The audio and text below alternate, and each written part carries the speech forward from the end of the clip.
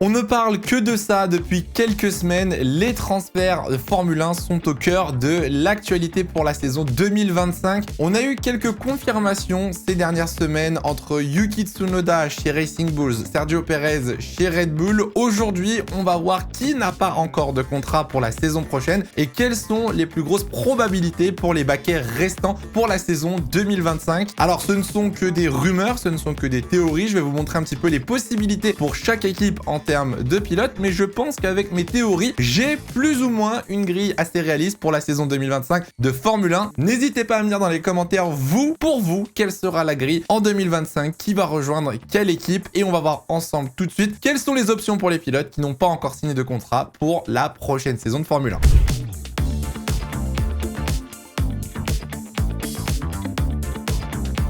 Bon, il faut savoir que déjà, une bonne partie de la grille pour 2025 a trouvé son équipe. Les pilotes Ferrari sont confirmés, les pilotes McLaren sont confirmés, les pilotes de chez Red Bull viennent d'être confirmés, mais il reste encore quelques pilotes qui n'ont pas encore de baquet et on va voir ensemble aujourd'hui quelles sont les possibilités pour ces pilotes qui n'ont pas de baquet. Alors, avant de parler de qui va rejoindre qui, on va déjà essayer de comprendre comment marchent les contrats en Formule 1. Il faut savoir qu'en général, en Formule 1, il y a 3 types de contrats. Vous avez le contrat classique qui est un contrat de 2 ans avec une option supplémentaire que l'équipe peut activer pour garder le pilote une année supplémentaire. C'est ce que Lewis Hamilton a signé chez Ferrari, c'est ce que beaucoup de pilotes font en général. Vous avez un deuxième contrat un petit peu plus rare, ce qui s'appelle les contrats pluriannuels, qui sont des contrats de 3 à 5 ans et qui du coup vont bloquer un pilote pendant une longue période avec cette même équipe. On parle par exemple de Verstappen, de Lando Norris chez McLaren ou de Charles Leclerc chez Ferrari. Et à la différence, vous avez les contrats court terme qui sont souvent des contrats utilisés d'ailleurs par Red Bull pour AlphaTauri, VCARB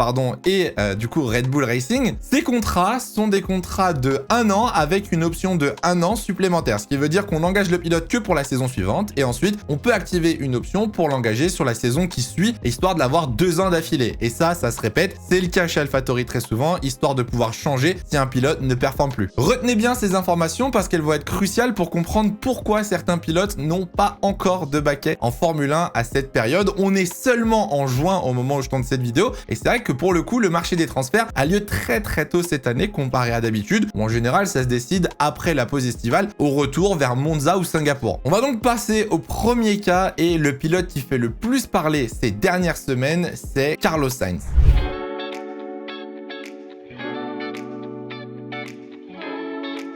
On va commencer par Carlos Sainz, actuellement chez Ferrari, qui va donc quitter la Scuderia fin 2024 et sera remplacé par Lewis Hamilton l'année prochaine. Depuis l'année dernière, Carlos Sainz est supposé rejoindre Audi. Vous le savez, Kick Sauber va devenir Audi en 2026. Il y avait énormément de rumeurs depuis fin 2023. À l'époque, il était encore chez Ferrari et on parlait déjà de ce transfert. Et pourtant, ce transfert a l'air de capoter. Carlos Sainz n'est pas sur le point de rejoindre Audi, malgré les rumeurs et malgré le lien qui lie la famille Audi et la famille Sainz. En effet, Carlos Sainz serait sur le point de rejoindre Williams. Alors oui, ça paraît bizarre de passer de chez Ferrari à Williams, mais oui. Le problème de Carlos Sainz, je vous le disais justement, c'est la durée de ce contrat. Carlos Sainz, lui, veut un contrat qui pourrait lui permettre d'être libéré en cas de mauvaise équipe pour la saison 2026. On rappelle, nouveau règlement, on a fait une vidéo là-dessus il y a quelques jours, n'hésitez pas à aller la voir. Le contrat d'Audi, forcément, est un contrat long terme. On demandait minimum 3 ans à Carlos Sainz pour rejoindre Audi. Malheureusement, Carlos Sainz ne veut pas de ces 3 ans. Et du coup, Carlos Sainz se retrouve, c'est la rumeur et ça devrait être confirmé dans les prochaines semaines ou dans les prochains jours, à discuter avec Williams. Williams serait prêt à offrir un contrat de 4 ans à Carlos Sainz avec une option qui lui permettrait de quitter l'écurie au bout de 2 ans si jamais les performances ne sont pas au rendez-vous du côté britannique. Alors du coup, vous allez me dire, bah ouais, mais du coup, pourquoi accepter Williams et pas Audi? C'est une très bonne question. Il faudra voir dans les prochains jours, du coup, si ça se confirme.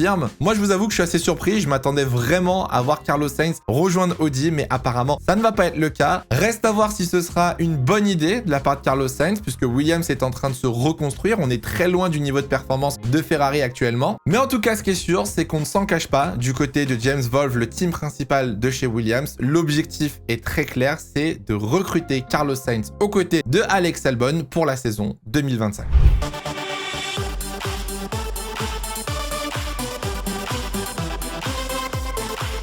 Bon, du coup, vu qu'on parle d'Audi avec Carlos Sainz, ça me fait une transition parfaite pour Esteban Ocon. Esteban Ocon qui va donc quitter Alpine à la fin de saison 2024. Là aussi, on a fait une vidéo là-dessus, n'hésitez pas à aller la voir. De base, lors de l'annonce d'Esteban Ocon, il était pressenti pour rejoindre Haas. En effet, c'est pas l'écurie la plus sexy, mais c'est probablement l'option la plus réaliste que Esteban Ocon a pour la saison 2025. Sauf que l'alternative Audi existe toujours. On rappelle qu'Esteban Ocon a toujours voulu rejoindre le projet Audi depuis le début de la saison. Et maintenant que Carlos Sainz risque de rejoindre Williams, et ben ce baquet chez Audi se libère pour notre pilote français. Ce qui me choque un petit peu avec le cas d'Esteban Ocon, c'est qu'il n'a jamais réellement eu de chance avec Mercedes. Pourtant, étant un pilote de l'académie Mercedes, étant un ancien pilote de réserve et de simulateur de chez Mercedes, Toto Wolff n'a jamais envisagé Esteban Ocon aux côtés de George Russell. Alors ça peut se comprendre au vu du statut et du caractère d'Esteban. Esteban Ocon veut très clairement être un leader, veut très clairement être le porteur du projet, on va dire, et aux côtés d'Hülkenberg, je pense que c'est déjà plus simple qu'aux côtés de George Russell. Pour l'instant, Esteban Ocon a deux options réalistes sur la table, c'est donc le côté Haas américain et le côté Sauber, donc kick pour l'instant, mais Audi à partir de 2026. Dites-moi ce que vous pensez de la position d'Esteban Ocon dans les commentaires, parce qu'il est vrai qu'actuellement, au vu de ce qui s'est passé à Monaco et du coup au Canada, il faut aussi faire attention sur cette saison 2024. Esteban Ocon ne peut pas non plus griller ses chances, il faut rester intelligent, avoir une belle figure et se montrer gentil dans les paddocks afin de s'assurer un baquet pour la saison prochaine. Donc va falloir surveiller l'avenir d'Esteban Ocon qui pour l'instant est encore incertain. Je suis prêt à mettre ma main à couper qu'Ocon sera sur la grille l'année prochaine. La question c'est dans quelle voiture et avec quel projet, ça l'avenir nous le dira.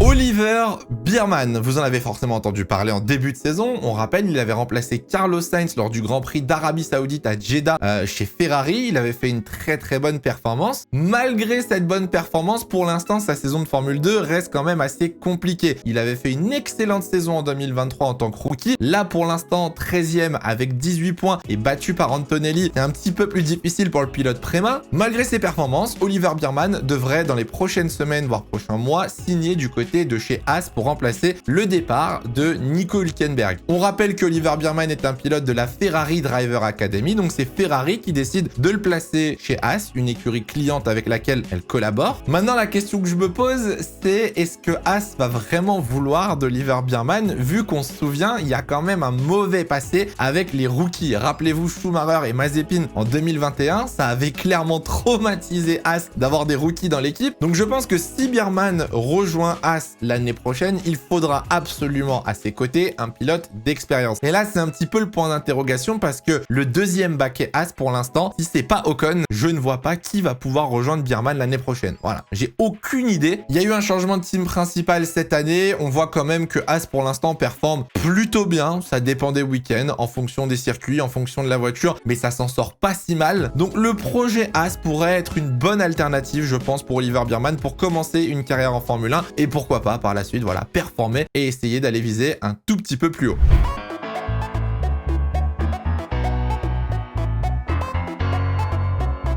Un autre pilote, encore plus jeune, qui fait beaucoup parler depuis le début de la saison, c'est Andrea Kimi Antonelli. Vous le savez, tout le monde en parle comme le futur prodige, le futur champion du monde de Mercedes, et force est d'admettre, Antonelli aujourd'hui est le pilote favori pour remplacer Lewis Hamilton chez Mercedes aux côtés de George Russell. Andrea Kimi Antonelli aujourd'hui est un pilote Prema qui roule en Formule 2, qui fait une saison correcte, j'ai envie de dire. C'est pas aussi bon que ce qu'on m'avait vendu, voilà, on va pas se mentir, on m'avait vendu un crack générationnel. Pour l'instant, on est sur un pilote correct. Mais Toto Wolff a une obsession avec Andrea Kimi Antonelli. Toto Wolff veut absolument placer ce pilote dans la Mercedes à partir de 2025. Il faut savoir que cette année, déjà, Toto Wolff avait tenté de faire une dérogation auprès de la FIA pour pouvoir permettre à Antonelli de rouler malgré le fait qu'il soit mineur. On rappelle, aujourd'hui, pour rouler en Formule 1, il faut être majeur. Cette dérogation n'est clairement pas passée, mais en revanche, Toto Wolff continue à faire du forcing et continue son focus sur Andrea Kimi Antonelli. C'est quand même un choix assez surprenant, je me permets de le dire, sachant qu'on avait du Carlos Sainz, on avait du Esteban Ocon, il y a du Valtteri Bottas, il y avait des pilotes d'expérience disponibles sur la grille et pourtant on vise très clairement un mec qui pour l'instant n'a que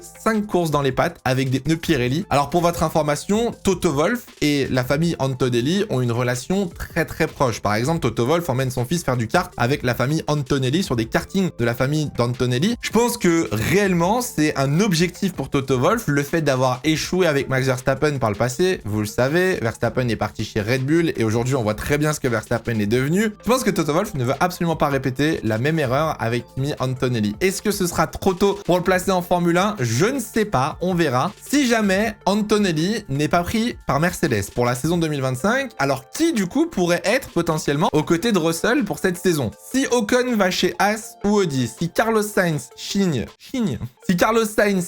chez Williams, et ben du coup on n'a plus beaucoup de pilotes sur la grille, entre guillemets, intéressants. Valtteri Bottas, peut-être, ancien pilote de Formule 1, Mick Schumacher, réserviste pour Mercedes, Esteban Ocon, quand même obligé de le préciser, même s'il n'est pas sur la liste, il faut le rappeler, ancien pilote de développement pour Mercedes. Le truc c'est que chaque pilote a son défaut. Par exemple Valtteri Bottas, ancien pilote Mercedes certes, mais pilote âgé, qui n'est plus aussi performant qu'il l'était, s'entend très mal avec Russell, pas besoin de vous faire d'image si vous avez suivi la saison 2021. Le problème de Schumacher, lui, c'est que ses résultats n'ont pas été exceptionnels, malheureusement. C'est pas le pilote avec le plus gros potentiel en Formule 1. En plus de ça, il roule chez Alpine en WEC aujourd'hui, donc c'est compliqué aussi de le dégager du programme Endurance Alpine. Bref, à part Antonelli, actuellement, je vous le dis, c'est compliqué d'imaginer un autre pilote signé chez Mercedes en 2025. Dites-moi là aussi dans les commentaires ce que vous pensez du cas d'Antonelli. Moi, je vous ai déjà donné mon avis. Je suis pas forcément pour de mettre un aussi jeune pilote avec aussi peu d'expérience chez Mercedes, mais on verra bien ce que Toto Wolff va décider pour l'avenir de Mercedes.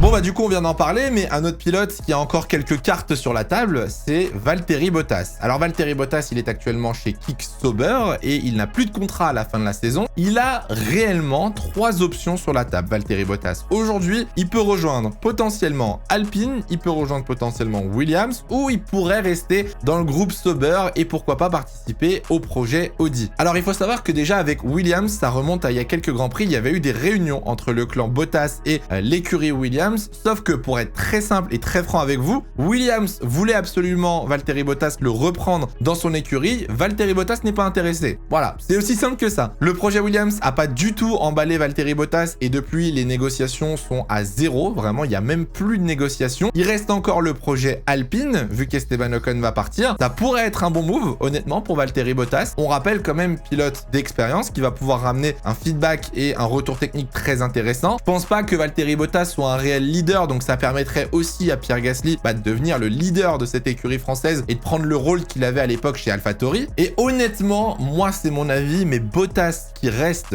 dans le groupe Sauber, donc qui reste chez Kick en 2025 et pourquoi pas chez Audi en 2026 aux côtés de Hülkenberg, non, vraiment ça m'emballe pas du tout. Je vois pas réellement l'intérêt d'avoir 2 pilotes qui ont plus de 30 ans, 2 pilotes comme ça qui ont de l'expérience mais qui ne brillent plus forcément. Audi a besoin de 109 et Audi a besoin d'un pilote avec du potentiel pour miser sur l'avenir. Pour moi, le meilleur choix pour Bottas, ça va rester Alpine. Voilà, je vous le dis très clairement, ça va être de faire un duo Gasly-Bottas pour remonter l'écurie et essayer de la faire revenir en tant que leader du midfield. Déjà, ce serait une bonne première chose. Et pour ceux qui se posent la question, je pense qu'il est encore trop tôt. Il est trop tôt pour faire un choix. Je pense qu'il est trop tôt pour Valtteri Bottas pour prendre une retraite. Il lui reste encore, je dirais, allez, peut-être 1 à 3 ans grand max en Formule 1. Donc ça m'étonnerait que Bottas prenne sa retraite à la fin de la saison 2024.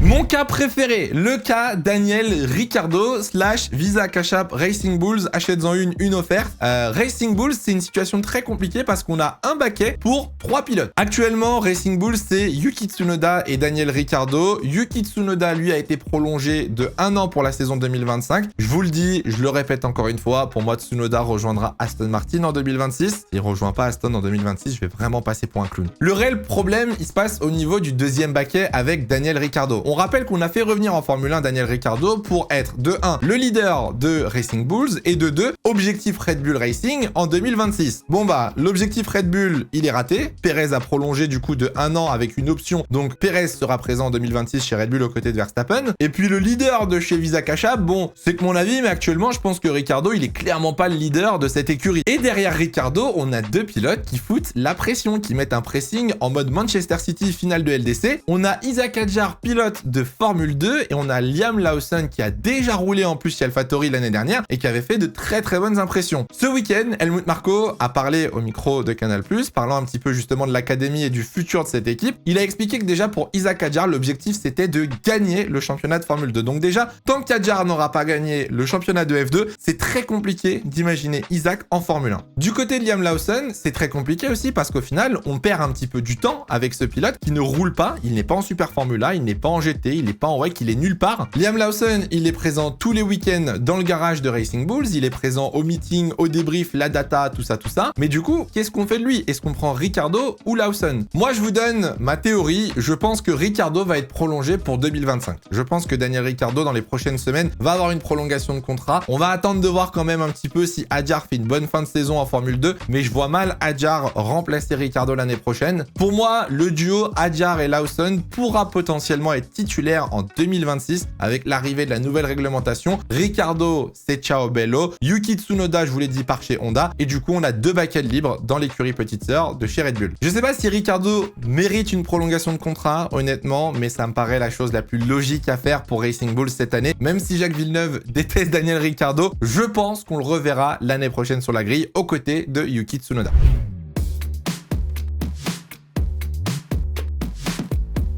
Bon, pour finir cette vidéo, il nous reste du coup des pilotes qui vont se faire baiser, désolé du terme, sur le jeu des chaises musicales. Il y a des pilotes qui vont se retrouver sans baquet à la fin de la saison et j'en ai 2 sur ma liste, c'est Kevin Magnussen et Guan Yu Zhou. Kevin Magnussen, je ne vois pas où Kevin Magnussen pourrait signer l'année prochaine. Pour moi, c'est une fin de carrière en fin 2024. Kevin Magnussen n'a pas fait de très très bonnes performances sur ce début de saison. Nico Hülkenberg est largement meilleur, même l'année dernière, Magnussen n'était pas bon du tout avec la Haas. Le comportement sur la piste de Magnussen, je pense, ne donne pas du tout envie de recruter un pilote pareil. On rappelle 10 points sur 12 sur la licence, il enchaîne les pénalités et les accidents. Donc pour moi, Magnussen va se faire dégager, je pense, par Oliver Biermann. Reste à voir quand même, et de toute façon, on fait le point dans quelques minutes sur la grille de 2025, mais reste à voir qui sera le coéquipier de Biermann, et on pourrait peut-être, alors je dis bien peut-être, avoir une surprise et avoir un duo Magnussen-Biermann chez Haas l'année prochaine. C'est pas le plus sexy. Deuxième pilote qui se fait avoir au jeu des chaises musicales, c'est Guan Yu Zhou au final. Guan Yu Zhou qui est aujourd'hui donc pilote chez Sauber Kick, qui va probablement devoir quitter l'écurie à la fin de la saison. Et pour aller où? Honnêtement, les 2 seuls baquets, je vous ai dit, qui sont encore un petit peu incertains, on va dire, c'est Alpine et Haas. Alpine et Haas qui pourraient donc potentiellement prendre Zhou. On rappelle que Zhou ramène le marché chinois avec lui, mais d'un point de vue sportif, Guan Yu Zhou, je trouve que c'est quand même très très léger. Cette année, beaucoup d'accidents, beaucoup de mauvaises performances, se fait battre constamment par Valtteri Bottas sur ce début de saison 2024. Guan Yu Zhou, honnêtement, si j'étais team principal, ce serait pas un pilote que j'ai envie de signer dans mon équipe pour le long terme, surtout avec un changement de réglementation qui arrive. Je sais pas si c'est le bon cheval sur lequel miser. Pour moi, ces 2 pilotes, c'est très simple, ils vont devoir attendre la fin du jeu des chaises musicales. Ils vont devoir attendre que Mercedes ait signé un pilote, que Audi ait signé un pilote, que Alpine ait signé un pilote, et ils vont devoir tout simplement récupérer les miettes du marché des transferts pour essayer de se trouver une place et survivre en Formule 1. Sinon, ce sera probablement une fin de carrière pour ces 2 pilotes. On verra bien, mais à mon avis, ça va être très très compliqué.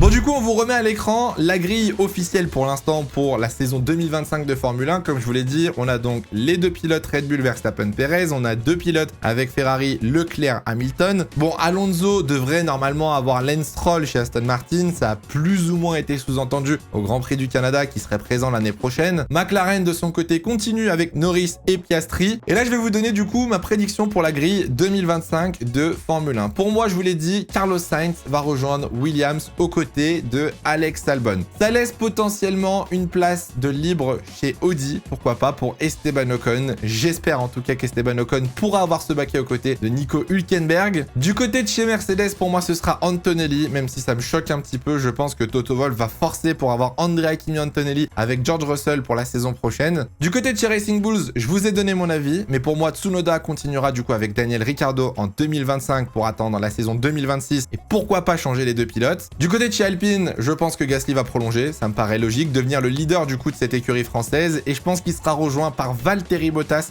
chez Alpine, un pilote d'expérience qui devrait pas le déranger, qui devrait quand même permettre à Alpine de pouvoir se développer. Et du côté de chez Haas, comme je vous l'ai dit, on a Oliver Biermann qui devrait être confirmé dans les prochains mois, et j'ai vraiment, mais alors vraiment du mal à voir qui pourra être le coéquipier de Oliver Biermann pour l'année prochaine. Ça pourrait être Magnussen qui prolonge, ça pourrait être Guan Yu Zhou potentiellement qui essaye de sauver sa place en Formule 1. Je vous laisse me dire dans les commentaires pour vous qui pourrait être le coéquipier de Biermann en 2025, mais là-dessus, j'avoue, j'en ai aucune idée. On a fait le tour du coup des transferts et des baquets disponibles pour la saison 2025. Maintenant, il n'y a plus qu'à attendre les prochaines semaines et les prochains mois pour voir si mes prédictions vont se confirmer. N'hésitez pas à me faire bien évidemment vos retours sur mes prédictions dans les commentaires. Donnez-moi votre prédiction pour la grille 2025 de Formule 1. Et puis n'hésitez pas à partager cette vidéo, mettre un petit j'aime et à vous abonner si ce n'est pas encore fait pour se retrouver très rapidement pour de prochaines vidéos. En attendant, faites attention à vous et portez-vous bien, c'est le plus important. Ciao, ciao.